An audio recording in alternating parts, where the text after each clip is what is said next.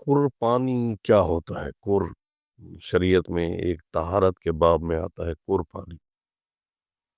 تو سنیں، kur پانی کی مقدار ظرف کی مساحت کے لحاظ سے 36 بالشت ہے.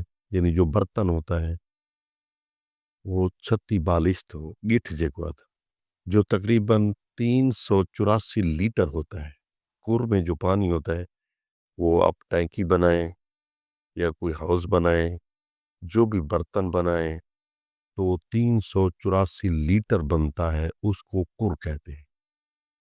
384 لیٹر جس برتن میں آ جائے اس کو kur کہتے ہیں. اب kur کے متعلق مسئلہ سنیں. مسئلہ نمبر 15 ہے توضیح المسائل آیت اللہ سستانی صاحب.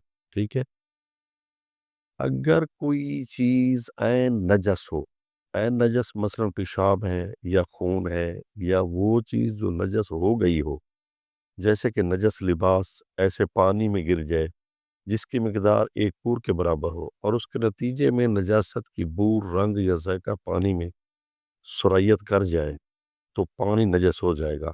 لیکن اگر ایسی کوئی تبدیلی واقع نہ ہو تو نجس نہیں ہوگا.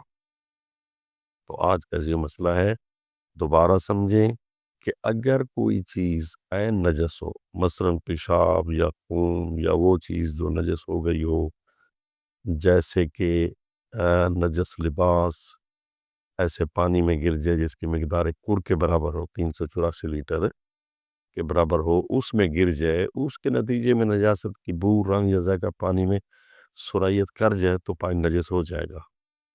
ٹھیک ہے، رنگ بدل جائے، بو بدل جائے، ذائقہ بدل جائے ہو جائے. لیکن اگر ایسی کوئی تبدیلی واقع نہ ہو، نہ یعنی نجاست کے جانے سے اس kur پانی کی نہ بو بدلی ہے، نہ رنگ بدلا ہے، نہ ذائقہ بدلا ہے، تو وہ پانی نجس نہیں ہوگا.